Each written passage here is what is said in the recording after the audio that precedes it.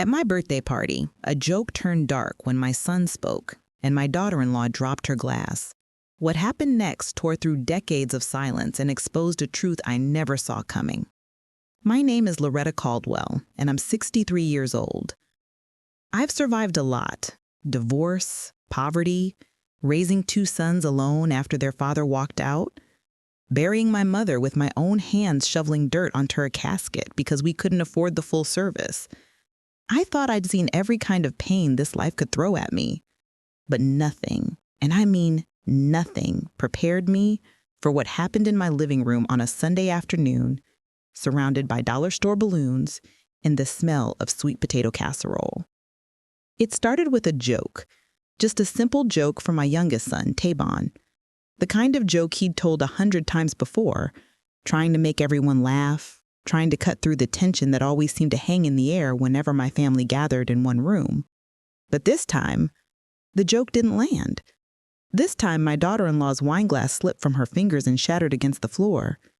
The sound cut through the gospel music playing softly in the background. And in that moment, as red wine spread across my clean floor like blood, I watched my family's faces change. My oldest son, Jerome, went pale. His wife, Tamika, looked away so fast I knew she was hiding something. And Annalise, my sweet, quiet daughter-in-law who never caused trouble, stared at me like she'd just seen a ghost. "Tavon," I heard myself say, my voice sounding strange in my own ears. "What are you talking about?" He was grinning, still grinning, like he didn't notice the room had just shifted into something cold and unfamiliar. "Jerome knows," he said, and that grin finally faded when he saw his brother's face. I turned to Jerome, my responsible son, my quiet son, the one who always did the right thing, who never gave me a moment of trouble, who carried the weight of this family on his shoulders without complaining. He wouldn't look at me. And that's when I knew something was wrong, something big, something that had been hiding beneath the surface of my family for longer than I realized. And whatever it was about to come crawling into the light whether I was ready or not. I wasn't ready. But ready or not, the truth was coming, and it was going to change everything. Let me back up a little, because you need to understand who we were before that glass hit the floor. I grew up in Raleigh, North Carolina, in a house so small you could hear every argument, every laugh, every tear through those thin walls. My father worked construction when he could find it. My mother cleaned houses for families who had more money than sense. I learned early that nothing in life comes easy, and if you want something done, you do it yourself. I carried that lesson through nursing school, working double shifts at a diner just to pay for books. I carried it through my marriage to Marcus Caldwell, a man who promised me the world and delivered about half a block. And I carried it through motherhood when Marcus decided 7 years in that fatherhood wasn't for him and walked out the door with nothing but a gym bag and a half-hearted apology. Jerome was 7 when his father left. Tavon was 4. I remember Jerome standing in the doorway, watching his father's taillights fade down the street. He didn't cry. He just turned to me and asked, "What's for dinner, Mama?" Like he already knew he had to be the man of the house now. 7 years old, and he was already carrying weight that wasn't his to carry. Tavon cried for 3 days straight. Then he started making jokes. That became his way of dealing with pain. Turn everything into a punchline so it couldn't hurt you. I worked myself half to death raising those boys. Nursing paid the bills, but barely. There were nights I ate crackers for dinner so they could have real food. Nights I wore the same scrubs 3 days in a row because laundry cost quarters I didn't have. But my boys never went hungry. They never went without shoes. They graduated high school. They became men. Good men, I thought. Jerome grew up quiet and steady. He became an accountant, married to Mika, a woman with ambition sharp enough to cut glass. She was beautiful, educated, always dressed like she had somewhere important to be. I respected her, but I never quite felt comfortable around her. There was something about the way she looked at me sometimes, like she was measuring me and finding me lacking.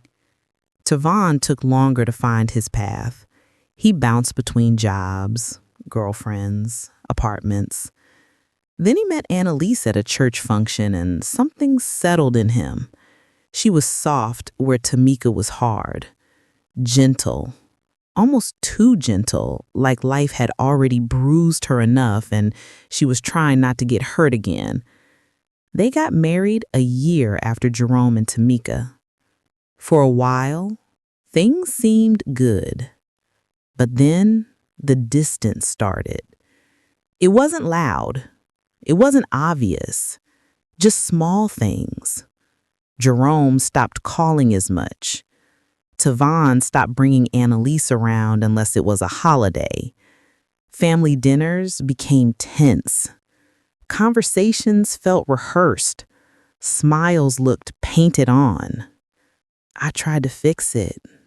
God knows I tried. I hosted dinners, planned game nights, sent group texts that nobody responded to. I prayed over my family every single night, asking God to heal whatever was breaking between us. But some breaks happen so slowly, you don't notice until it's too late. Jerome and Tavon barely spoke to each other anymore. When they did, it was polite, distant, like strangers forced to share a waiting room. And the wives? Tamika looked at Annalise like she was a child playing dress-up. Annalise avoided Tamika like she was afraid of saying the wrong thing. I didn't understand it. I had given everything to keep this family together, and somehow it was still falling apart in my hands. So every year, I did the one thing I knew how to do. I threw myself a birthday dinner. Not because I cared about getting older, not because I wanted gifts or attention, but because it was the one day I could guilt everyone into showing up. The one day I could pretend we were still a family. This year was supposed to be the same. Just another forced gathering, another few hours of fake smiles and small talk, another night of pretending everything was fine when it clearly wasn't. But the moment Tavon opened his mouth and made that joke, I knew this year was going to be different. Because the look on Jerome's face wasn't just surprise, it was fear. And you don't look that afraid unless you're hiding something that could destroy everything. My house smelled like home that Sunday. Sweet potato casserole with the burnt marshmallow edges that Tavon loved. Baked chicken, seasoned the way my mother taught me, with enough paprika to make the skin crispy and golden. Cornbread made from scratch, not that box mix nonsense, and greens simmering on the stove, slow cooked with ham hocks until they were tender enough to melt in your mouth. I'd been cooking since 6 that morning, not because I had to, because I needed to. Cooking kept my hands busy and my mind quiet. It kept me from thinking too hard about why my sons barely talked anymore. Why family gatherings felt like obligations instead of celebrations. Why I had to beg grown men to spend time with their own mother. Tamika arrived first. She walked through my door like she was stepping onto a stage. Deep green dress that probably cost more than my monthly grocery bill. Hair slicked back into a bun so tight it looked painful. Makeup perfect. Heels clicking against my worn linoleum floor. "Happy birthday, Loretta," she said, handing me a gift bag with tissue paper poking out the top. I knew without looking it was something I'd never use. Probably expensive lotion or a decorative candle. Things pretty women give other women when they don't actually know 'em. "Thank you, baby," I said, hugging her anyway. Jerome came in behind her, my firstborn. 40 years old now, but when I looked at him, I still saw that 7-year-old boy standing in the doorway watching his father leave. He'd been carrying weight his whole life. I could see it in the way he stood, shoulders slightly hunched, jaw tight, eyes tired. "Hey, Mama," he said, kissing my cheek. His hug felt stiff, rehearsed. "You okay?" I asked quietly. "I'm fine," he said, but he wasn't looking at me. Then Tavon burst through the door like he always did, loud, grinning, arms spread wide. "Where's the birthday girl?" he shouted, pulling me into a hug that lifted my feet off the ground. I laughed despite myself. "Put me down, boy, before you throw out your back." Annalise followed behind him, quiet as a shadow. She was wearing sunglasses indoors, which struck me as odd. My house wasn't bright. The curtains were drawn. Why would she need sunglasses? "Hey, Miss Loretta," she said, softly, hugging me gently like she was afraid I might break. "Hey, baby," I said, studying her face. "You feeling okay?" "Just a headache," she said quickly, too quickly. Something was off. I could feel it in the air, thick and heavy like the humidity before a summer storm. Everyone was smiling, everyone was polite, but nobody was comfortable. We sat down at the table and I brought out the food. Plates got filled, forks scraped against dishes. Conversation happened in short bursts. Weather, work, traffic, safe topics, surface level topics. But underneath it all, tension hummed like a live wire. Jerome kept glancing at Tavon. Tavon kept grinning like he had a secret. Tamika kept checking her phone. And Annalise kept her sunglasses on, even while she was eating. I tried to ignore it. Tried to focus on the fact that my family was here, in my home, sharing a meal. That should have been enough. But it wasn't. Because I knew my sons. I knew when they were hiding something. And whatever they were hiding, it was big enough to make Jerome look like he wanted to disappear and Tavon look like he was about to explode. I stood up to cut the cake. A simple vanilla cake with chocolate frosting, because that's what I had made for every birthday since they were kids. I was about to make a joke about getting old when Tavon tapped his glass with his fork. The sound cut through the room. Everyone stopped. "I got a birthday toast for Mama," Tavon said, standing up with that grin still plastered on his face. My stomach dropped. I don't know how I knew, but I did. Whatever was about to come out of his mouth was going to change everything. "Lord," I said, trying to laugh it off, "don't embarrass me." "Oh, I'm definitely embarrassing you. What are sons for?" But his voice had an edge to it, a sharpness I'd never heard before. And when I looked at Jerome, his face had gone completely white. Tavon raised his glass. "Here's to Mama," he began. And everyone lifted their glasses too. The strongest woman I know. The woman who raised 2 boys by herself. The woman who worked herself to the bone to make sure we never went without. I smiled. This was normal. This was safe. But then his voice shifted. "And also," he continued, "the woman who somehow managed to keep a whole secret family file buried somewhere and never told us about it." He laughed. Nobody else did. The room went silent. Not the comfortable kind of silence. The kind that presses against your chest and makes it hard to breathe. "Tavon," I said, carefully, my voice barely above a whisper. "What are you talking about?" He was still grinning, but it looked wrong now, forced, like a mask slipping. Jerome knows, he said, gesturing toward his brother with his glass. Every eye in the room turned to Jerome. He was staring at his plate like it held the answers to the universe. His jaw was clenched so tight, I thought his teeth might crack. "What file?" I repeated, my voice harder now. Jerome didn't answer. Tavon shrugged, taking a sip of his wine. "I mean, I'm just saying, last night Tamika got all mad at me for joking about it. Didn't know she'd already run her mouth to Annalise, too." Tamika's face went red. "I didn't say anything," she hissed. "Yes, you did," Annalise whispered, and her voice was shaking.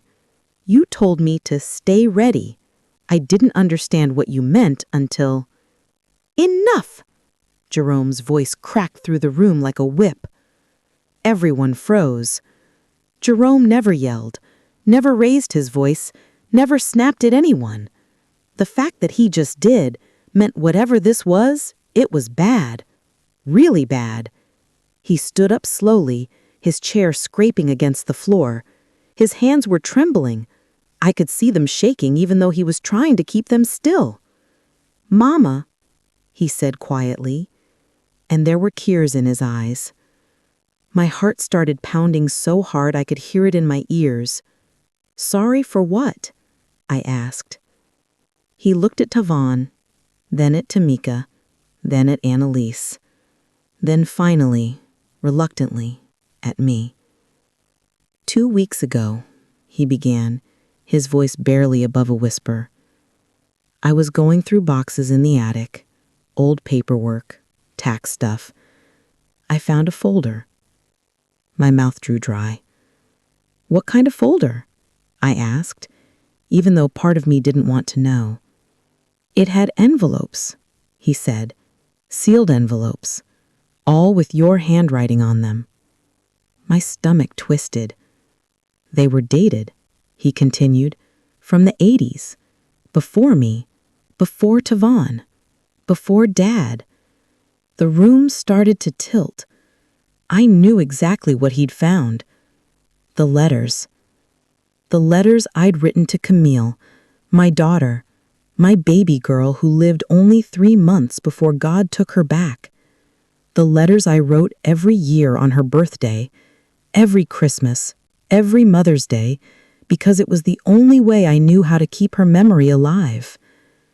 But I'd hidden those letters for a reason. Some pain is too private to share. Some grief is too raw to explain. And I never wanted my sons to carry the weight of a sister they never knew. "Jerome," I said, my voice breaking, "those letters are private." "I know," he whispered. "And I'm sorry. But Mama," he paused, and the fear in his eyes made my blood run cold. "There's more than just letters in that folder." And that's when Annalise's wineglass slipped from her hand and shattered against the floor. The sound of breaking glass echoed through my dining room like a gunshot. Wine spread across the floor, dark red and thick, staining the linoleum I'd scrubbed that morning. But nobody moved to clean it up. Nobody even looked at it. We were all staring at each other. Annalise was trembling. Tamika had gone pale. Tavon looked confused, like he'd just realized his joke had detonated something he didn't understand. And Jerome, my responsible, steady Jerome, looked like he wanted to crawl out of his own skin. "Sit down," Jerome said to Tavon, his voice low and controlled. "No," Tavon shot back. "You need to tell her. Tell Mama what you found, or I will." My heart was hammering against my ribs. "Tell me what?" Jerome rubbed his face with both hands, the way he used to do when he was a teenager trying to figure out how to explain a bad grade. But this wasn't about grades. This was about something that made my eldest son look terrified.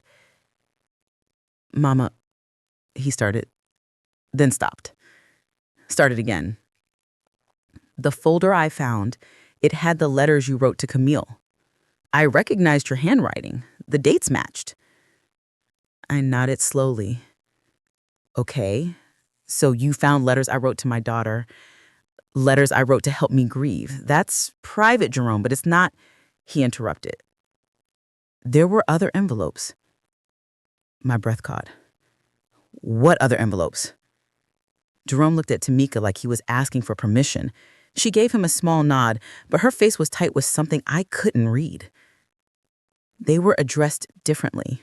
Not to Camille, to my son. The room started to spin. That's impossible, I said. I whispered. That's what I said, Tavon jumped in.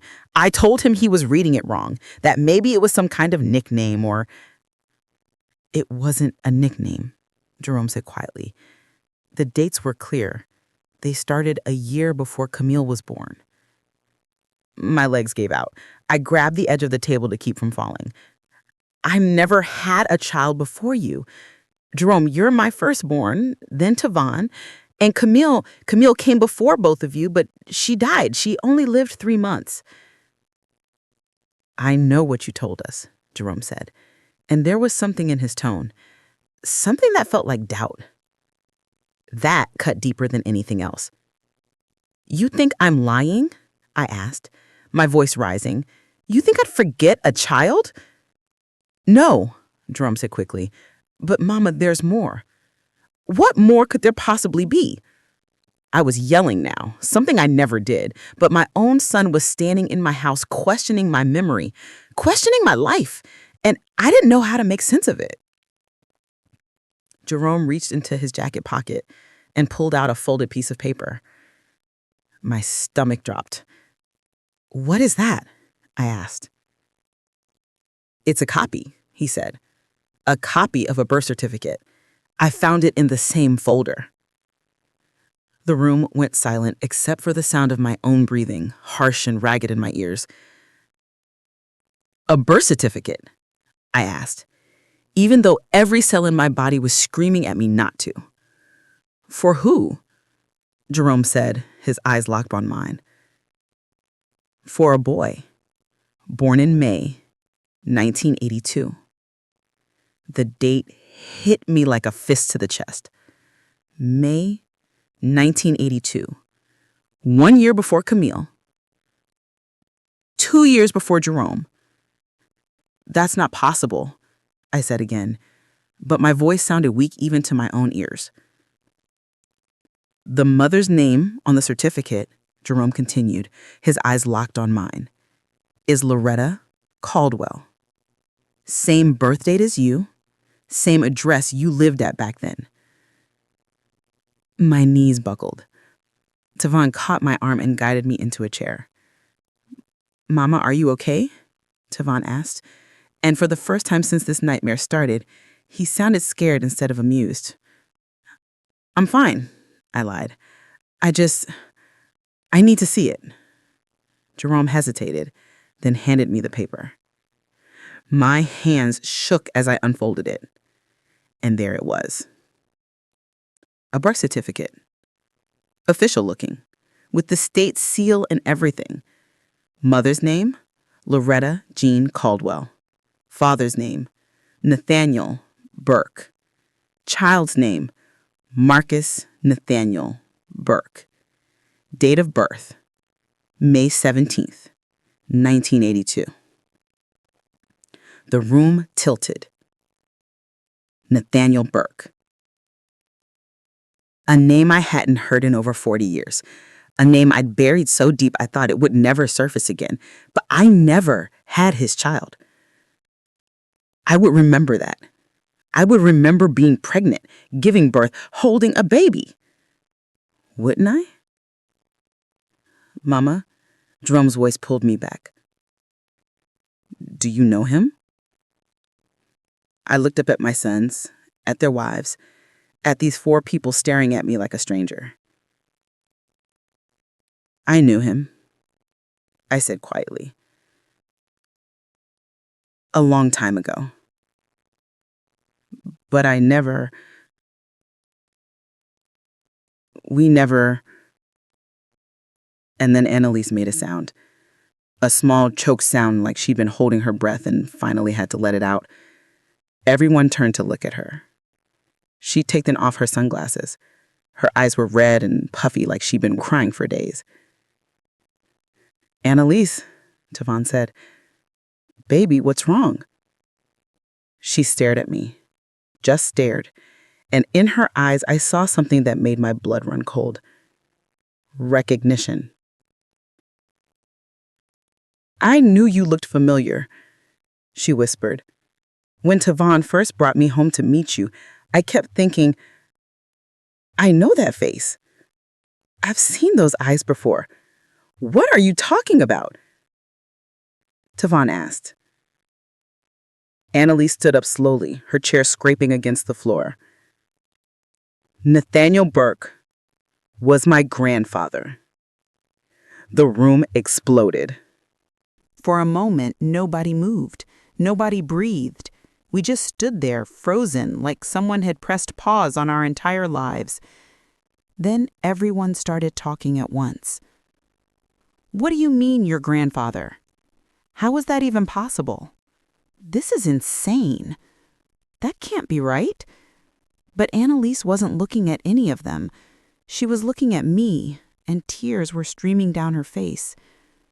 "My mother told me stories," she said, her voice shaking, "about my grandfather Nathaniel, about how he had a great love before he met my grandmother, a woman he almost married, a woman he never stopped talking about even years later." My chest felt tight, too tight. "He used to describe her," Annalise continued, "said she had dark eyes that could see right through you, said she was strong and stubborn and beautiful, said her name was Loretta." The room spun. "I thought it was just a story," Annalise whispered. "Some romantic tale old people tell. I never thought—" She trailed off, but we all knew what she meant. She never thought she'd marry into the family of the woman her grandfather had loved. Tavon grabbed her shoulders. "Baby, slow down. You're saying your grandfather, the man you're named after, the man who raised your mother, was involved with my mother?" "It looks that way," Annalise said quietly. "But that doesn't explain the birth certificate," Jerome said, and his voice had gone cold, clinical, like he was trying to solve a problem instead of dealing with his family falling apart.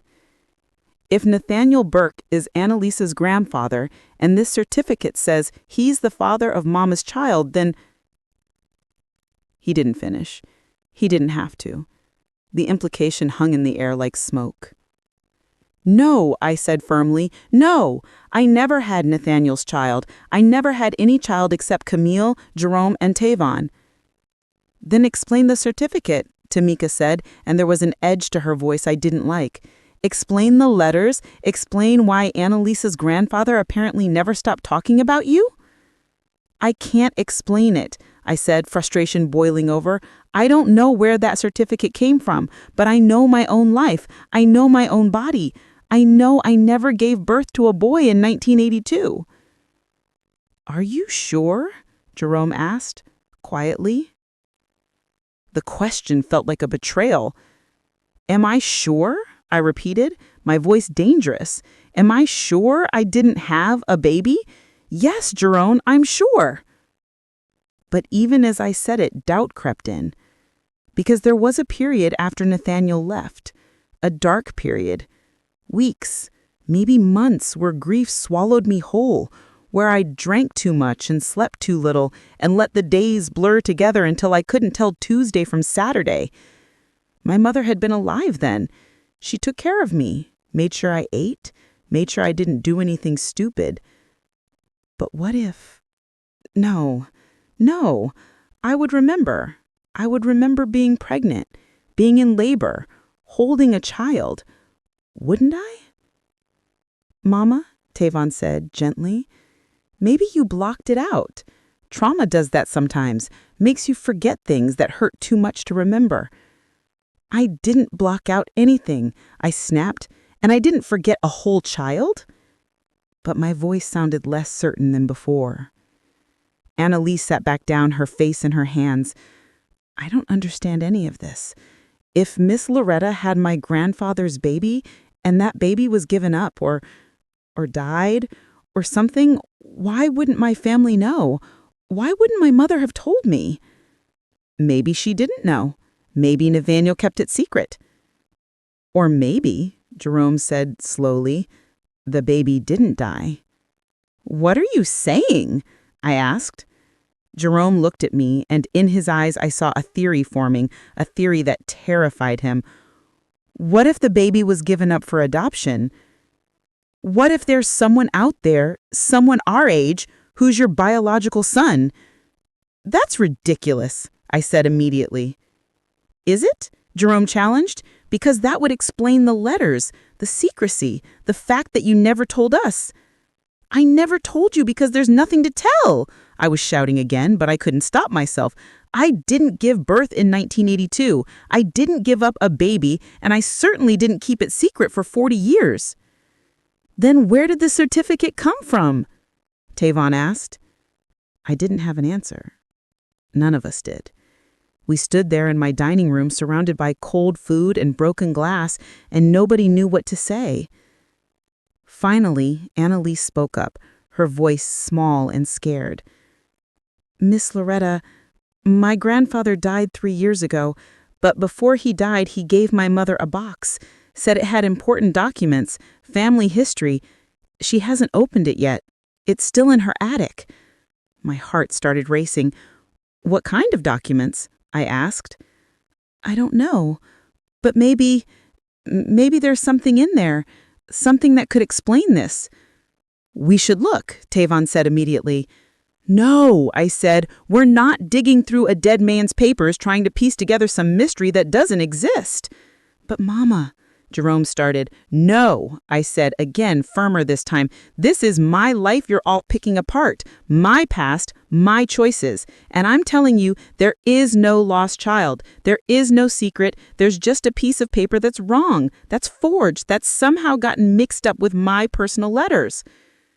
Jerome and Tavon exchanged a look that said they didn't believe me. That broke something inside me I didn't know could still break. Get out, I whispered. Mama, Tavon reached for me. Get out, I said louder. All of you, get out of my house. Tamika grabbed her purse immediately. Jerome looked torn, but he followed her toward the door. Tavon hesitated. Mama, we didn't mean... Go, I said, and my voice cracked. Just go. Annalise was crying openly now, but Tavon let her out. And then I was alone. Alone in my house with the remains of a birthday party scattered across the table and a birth certificate lying on the floor like evidence of a crime I didn't commit. I picked it up with shaking hands, stared at that name, Nathaniel Burke. And for the first time in 40 years, I let myself remember. I didn't sleep that night. I sat in my living room with that certificate in my lap and let memories flood back. Memories I'd locked away because they hurt too much. Memories of Nathaniel. We met at a church picnic in 1981.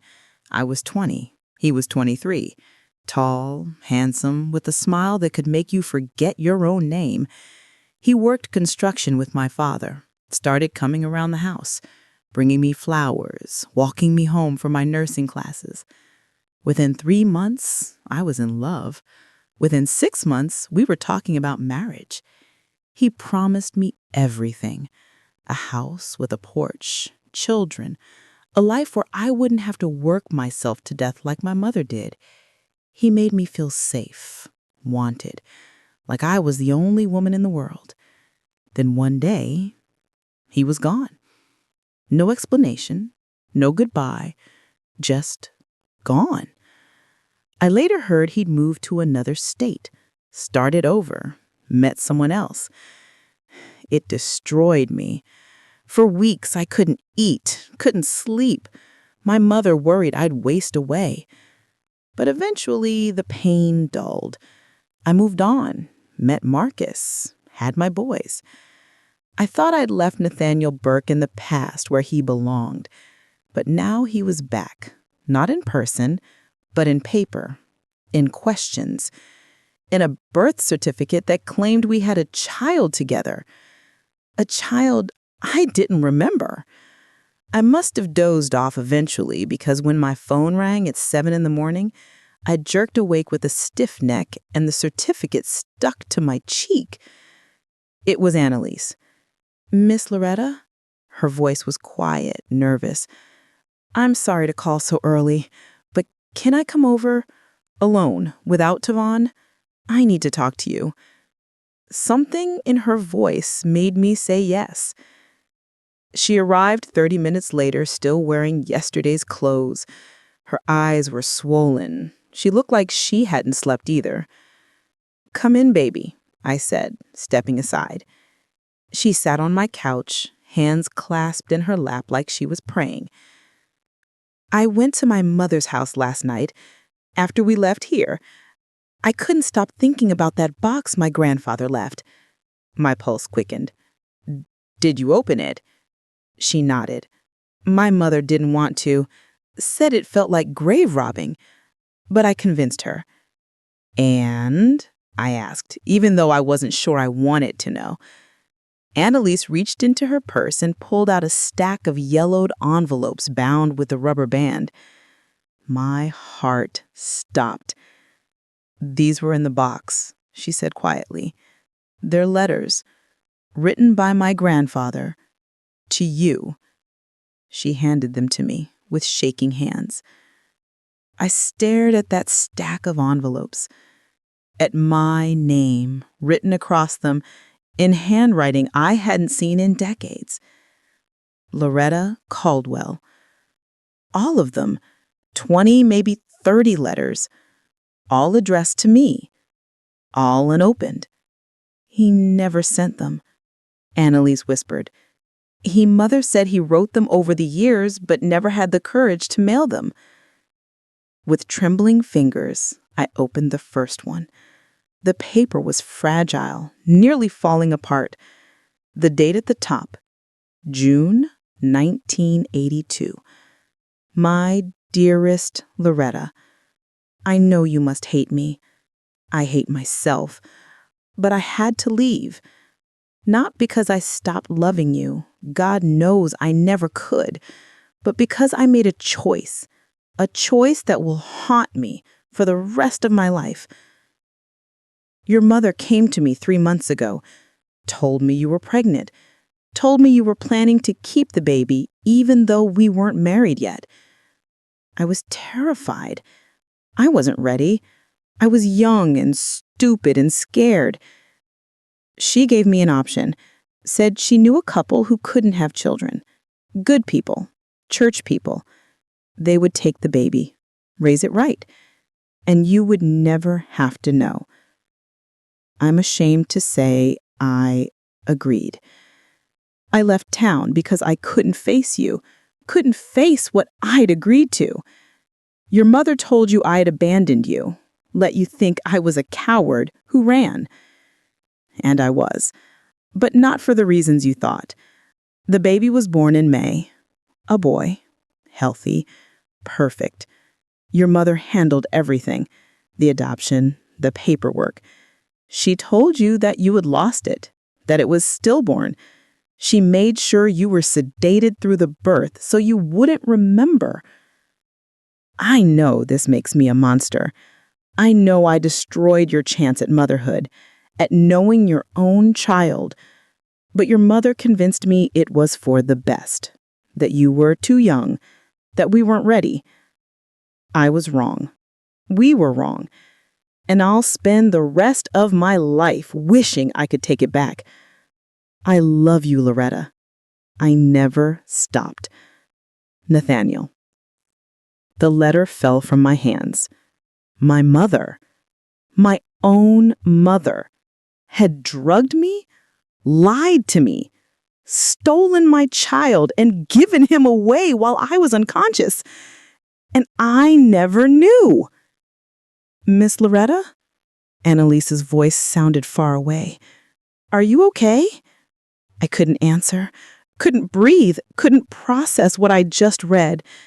My mother, the woman who raised me, who I thought I knew, who I buried with my own hands, had erased my child from existence. There's more, Annalise said softly. He kept track of the baby, wrote about him in other letters. The couple who adopted him moved to Georgia, raised him as their own. Nathaniel checked on him from the distance over the years. Does he say... I couldn't finish the sentence. My voice broke. Does he say who? Annalise asked gently. I nodded. She pulled out another letter, newer, dated 2020. This was the last one he wrote, right before he got sick. I took it with shaking hands. Loretta, I'm dying. Cancer. The doctors say I have months, maybe weeks. And I can't die without telling you the truth, even if you'll never read this. Your son is alive. He's 42 years old now.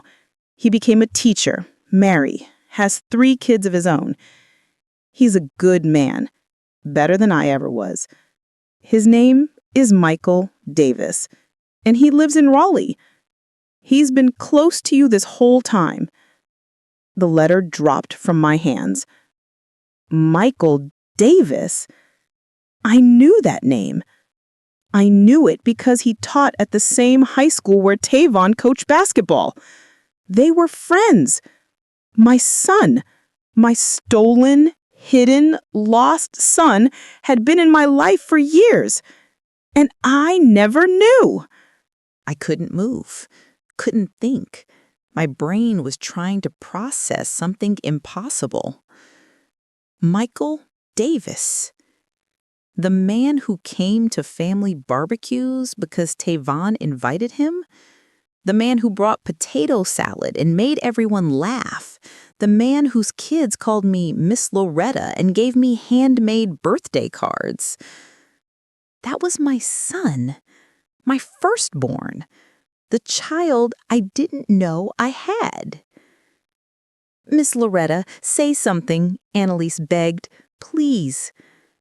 I need to call Jerome, I whispered, and Tavon. They need to know. I grabbed my phone with shaking hands and sent a group text. Come back. Now. I know the truth. They arrived within the hour, both of them. Jerome looked exhausted. Tavon looked worried. Tamika came too, because of course she did. I told them everything, showed them the letters, watched their faces as they realized what had happened. Tavon went pale. Michael? Coach Michael? That's our brother? Half-brother, Jerome corrected automatically because even in crisis, he couldn't help being precise. Does he know? Tamika asked. I shook my head. According to Nathaniel's letters, he never told him. The adoptive parents never told him. He has no idea. We have to tell him, Tavon said immediately. No, Jerome said. We can't just drop this on him. He has a family, a life. We'd be destroying everything he thinks he knows. But he deserves the truth, Tavon argued. They started cocking over each other, arguing, debating what to do like this was a business decision instead of a human life. And I sat there, numb, listening to them tear apart the question of whether to tell my own son that I existed. Stop, I said quietly. They kept arguing. Stop, I shouted. They froze. This isn't your decision, I said. It's mine. He's my son, my choice. Jerome opened his mouth to argue, but Tamika put a hand on his arm. She's right, Tamika said quietly. I stood up on shaking legs. I'm going to see him. Today. I'm going to tell him the truth. And if he hates me for it, that's something I'll have to live with. Mama, wait, Jerome said. You should think about this. Plan what you're going to say. Maybe talk to a lawyer first about... A lawyer? I repeated. Jerome, This is my son, not a lawsuit. I just mean there could be legal complications, questions about the adoption, whether it was done properly, whether... I don't care, I interrupted. I don't care about the legalities. I care about the fact that I have a son who's been stolen from me for 42 years, and I'm not waiting one more day. Tavon stood up. I'm coming with you. No, I said. Mama. No, I repeated firmly. This is something I need to do alone. But as I said it, Jerome's phone buzzed. He looked at it, and his face went white. What? I asked. He didn't answer, just stared at his phone like it had grown teeth. Jerome, what is it? Tavon demanded. Jerome looked up at me, and in his eyes I saw something that made my blood freeze. Mama, he said slowly, I need to tell you something I should have told you yesterday. My stomach dropped. What? He took a deep breath. The birth certificate, the one I showed you, I made it. The room went silent. You what? I whispered. I forged it, Jerome said, and tears started streaming down his face. The letters to Camille were real, but the certificate, the envelope addressed to my son, the whole thing about a secret baby, I made it all up. I couldn't breathe. Why? Because I was angry, he said, his voice breaking.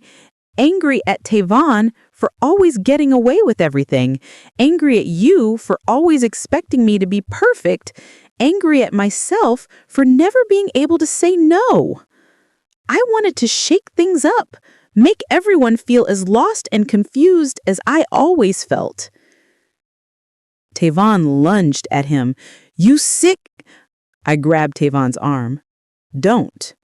He lied about a dead baby. He made Mama think she lost her mind. I know. I'm sorry. I'm so sorry. Tamika was crying too. I tried to stop him, she whispered, but he wouldn't listen.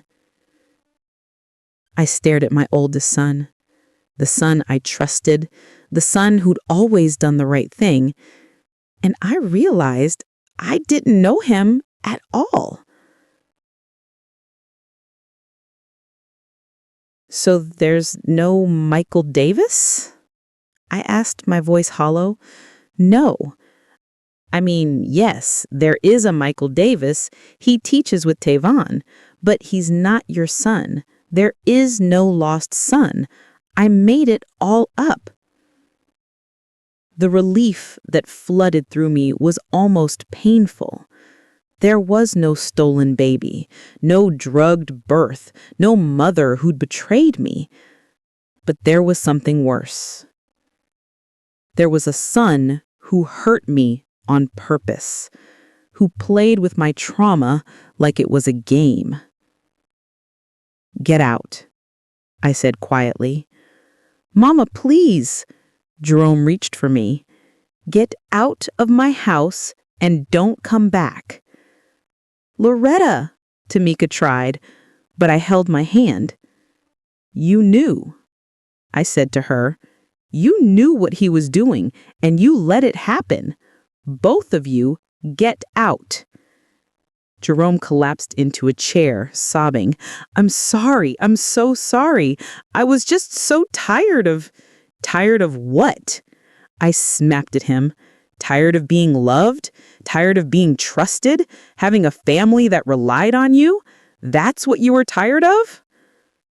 I was tired of being invisible, he shouted back. You only ever saw me when I was useful, when I was solving problems, when I was being the responsible one. But when did you ever just see me, Mama? When did you ever ask if I was okay? His words hit me like a slap. Because he was right. I'd leaned on Jerome his whole life, treated him like an extension of myself instead of his own person, expected him to carry weight that wasn't his to carry. And I'd never once asked if it was too much. "I'm sorry," I whispered. "I'm sorry I made you feel that way, but Jerome, what you did? I know. I know it was wrong. I know I hurt you, and I'll spend the rest of my life trying to make it right." "I don't know if you can," I said honestly. And watching his face crumble broke my heart. But some things, once broken, don't go back together the same way. For 3 days, nobody called, nobody texted, nobody stopped by. My house was quiet in a way it had never been quiet before.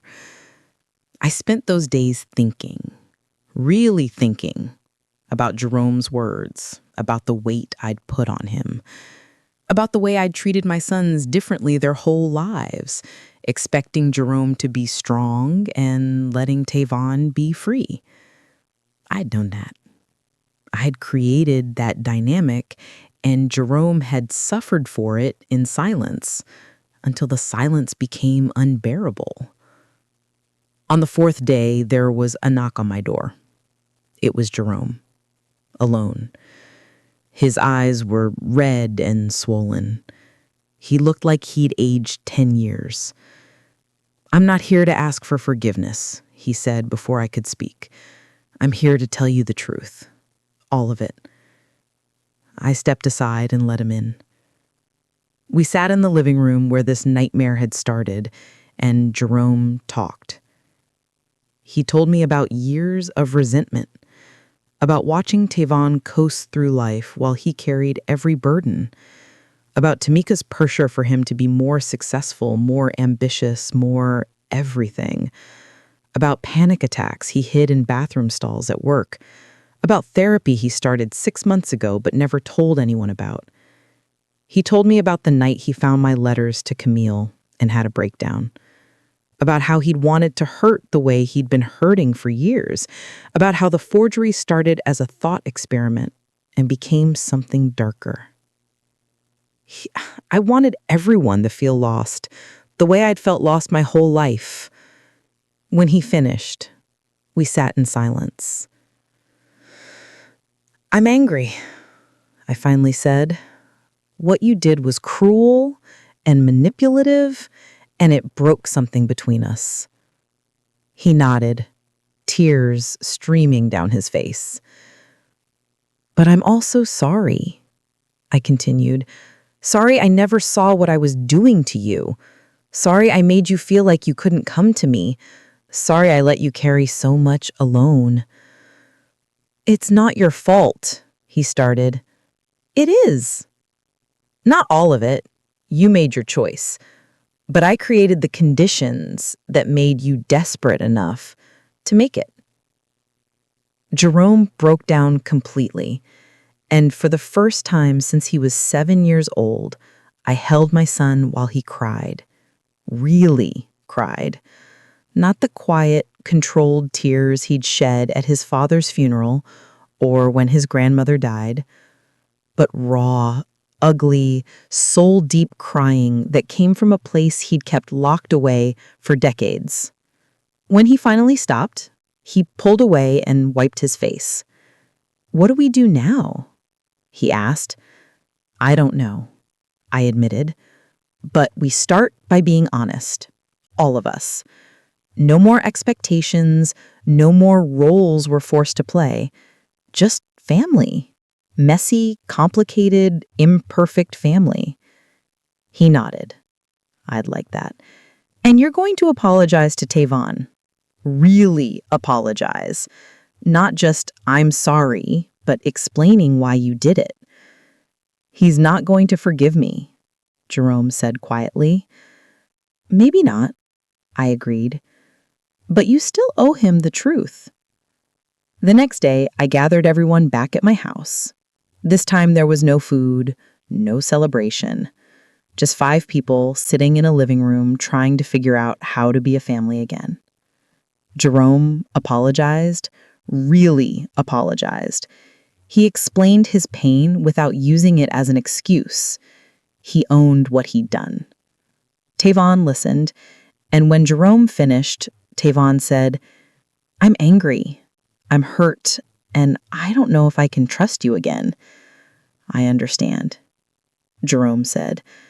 "But," Tavon continued, "I never realized how much weight I let you carry, how much I joked around while you did all the hard work, and I'm sorry for that." It wasn't forgiveness, not yet, but it was a start. Tamika admitted her role, apologized for prioritizing her image over her husband's well-being, and promised to do better. And Annalise, sweet Annalise, said something that surprised us all. She said, "My grandfather's letters were real. The part about loving Miss Loretta, about regretting leaving her, that was true. He just didn't steal a baby. He just broke her heart." She looked at me and said, "And I'm sorry. His actions caused all this pain." "It's not your fault," I said. "You don't carry your grandfather's mistakes." "Neither do you," she replied. "Your mother's, I mean, or your ex-husband's, or anyone else's."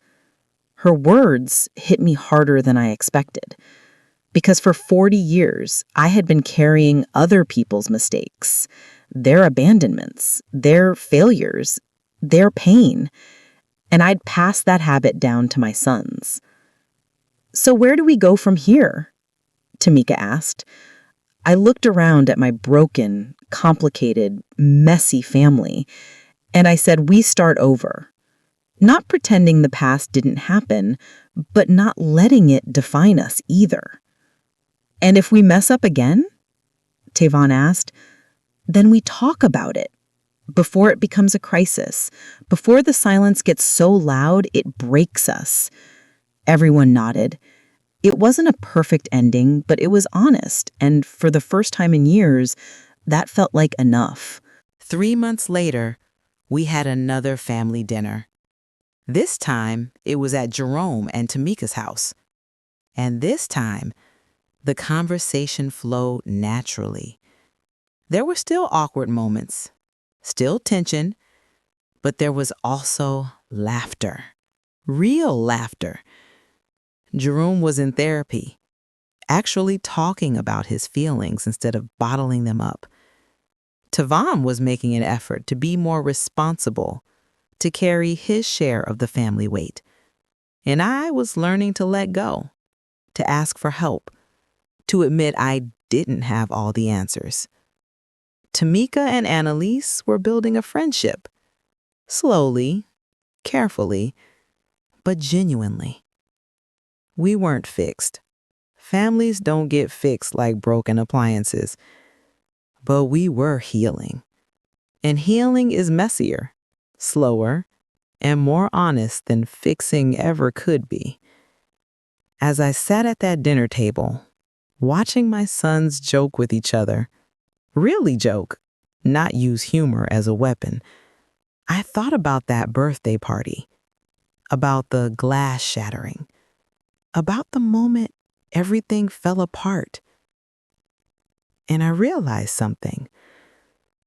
Sometimes things have to break before they can become what they're meant to be. My family had been held together by expectations and silence for so long that we'd forgotten how to actually be together. We've been playing roles instead of being people. The breaking hurt. God, it hurt. But it also freed us. Freed Jerome to admit he was struggling. Freed Tavon to grow up. Freed me to stop carrying everyone else's weight. Freed all of us to be imperfect and honest and real. That night, as I drove home alone, I thought about my mother, about Nathaniel, about all the secrets and lies that had haunted me for those few terrible days.